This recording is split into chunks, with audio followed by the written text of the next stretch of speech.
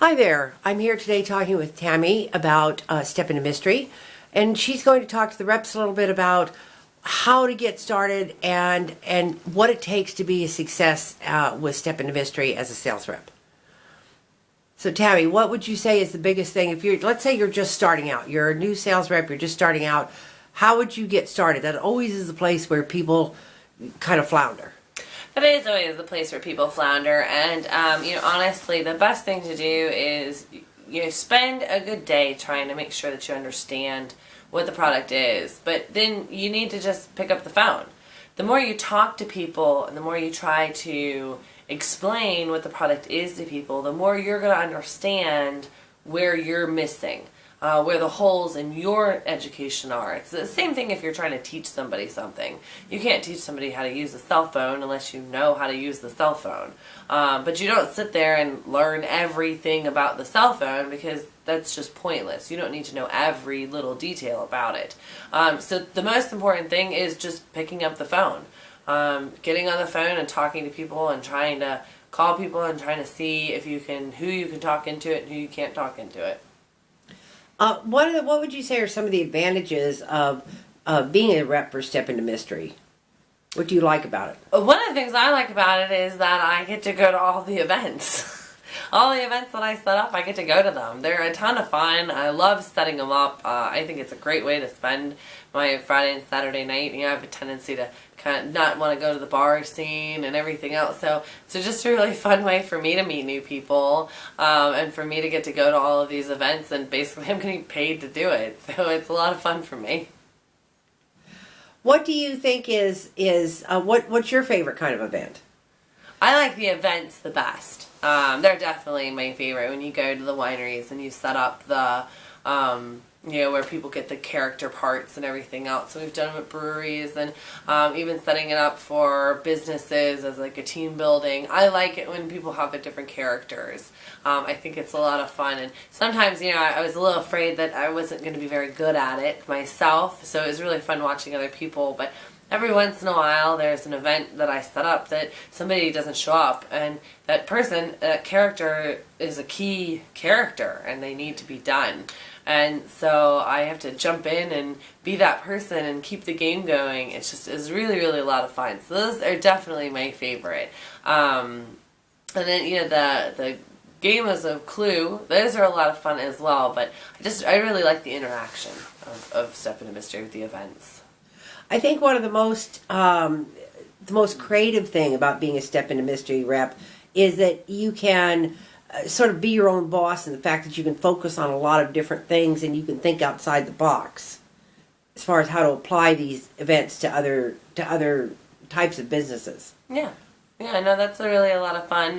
It's definitely one of the good things about it, and that you can be your own boss. You can kind of set up your own things. There's definitely going to be some time that you need to do research and find numbers and people to contact and things like that. But there's just a lot of calling and getting on the phone and talking to people. And sometimes something that you never even thought of, you end up talking to the lady at the front desk who's trying to figure out who you need to talk to set up an event with the company. You end up talking to her about it because she's trying to figure out who to send you to, and she comes up with a great idea, and that leads to something else, and then that leads you in a whole other direction. You end up not even talking to that company because you just left a voicemail, and you get so excited about something else. So that's what's really fun about it, is that you get to go on those tangents. You get to follow that, which makes it a lot of fun. You're right. Yeah, it's a lot different than just having a single product or a product line that you're selling, because you can apply this to so many different things.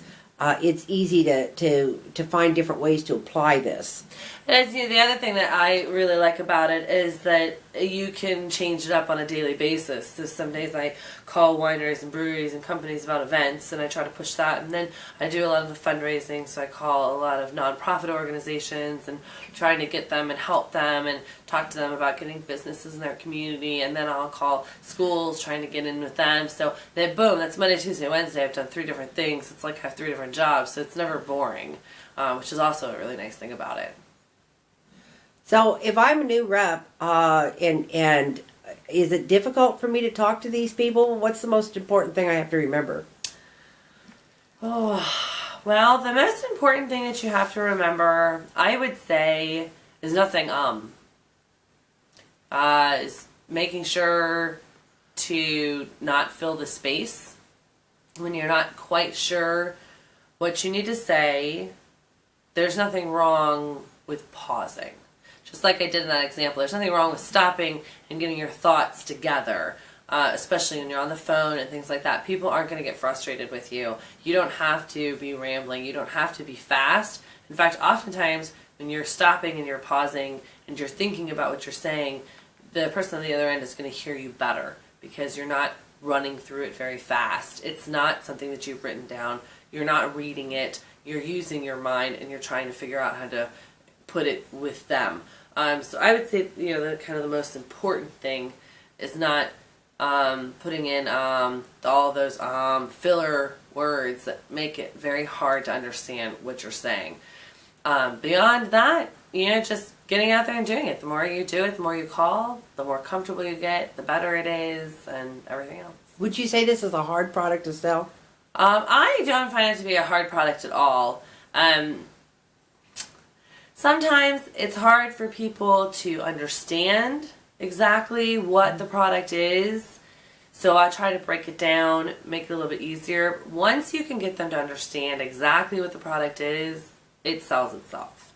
Some people, you never really get them to understand it. That's going to happen in everything, in every business.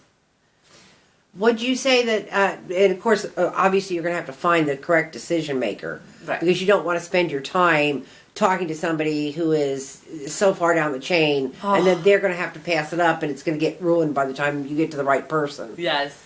That is one thing that I have found. I'll call and I say, I don't know exactly who I need to speak to, so I'll tell the receptionist what I want to do. And then she's not really sure who I should talk to, so she passes me on to somebody else. Well, the next day I call and I finally get that person, because I just got their voicemail the first time.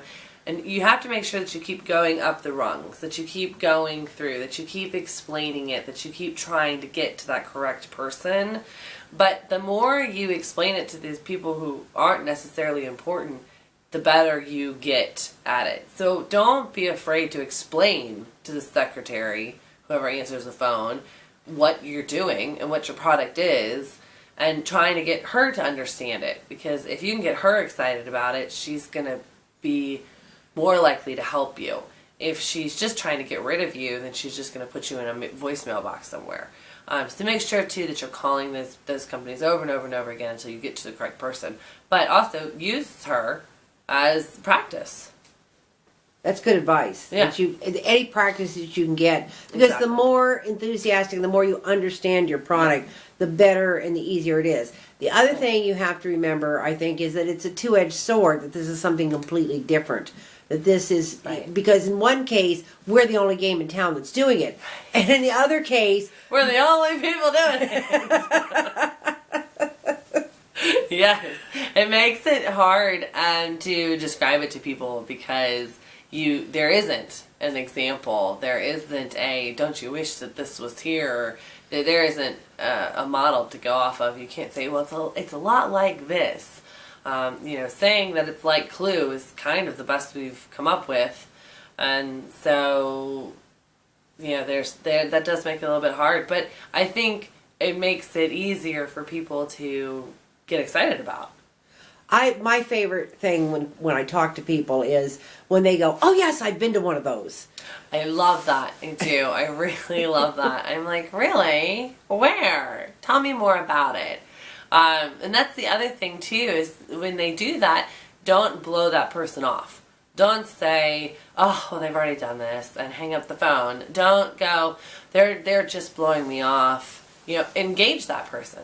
Say, really? Tell me a little bit about it. Where did you go? What did you do? Was it a weekend thing? Because there are some role-playing weekend events where you go and you get a character and you do that. They're hard to find, but they are kind of out there. So every once in a while you do actually run into a person who has done something similar to this, and it makes it a lot of fun because, hey, there's an idea maybe you didn't think about contacting somebody, get into the bed and breakfast, make it a weekend thing.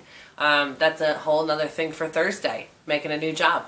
So The best thing I think about this is that it's exciting, it's new, and people who are coming in now are really getting in on the ground floor of something I think is really going to be big. oh yeah, I think that this is going to be a great company. I think it's going to be something that after a while is just going to do itself. Once we can get it out there enough, get enough people actually knowing Step Into Mystery, knowing what it is, it's gonna become its own product. Right.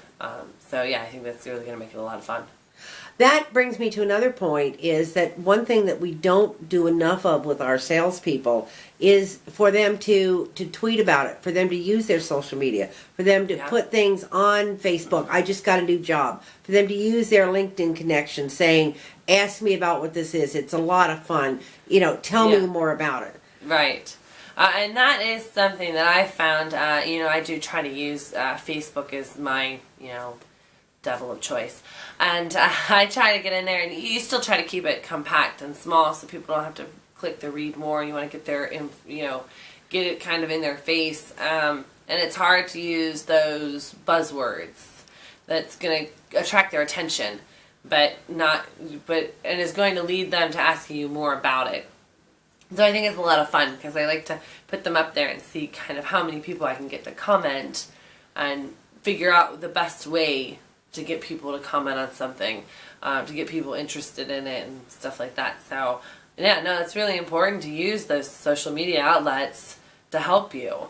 And to use them over and over again. Yeah, to use them over and over again, because you never know who's paying attention, who is, Facebook stalking or whatever, and keeps seeing it, and, they're sitting there talking to a friend, having drinks one night, and their friend owns works at a company, and they're looking for something to do as a team building thing, and, I always see on Facebook the Step Into Mystery that my friend has, and boom, there you go. You set it up and without even having to do anything.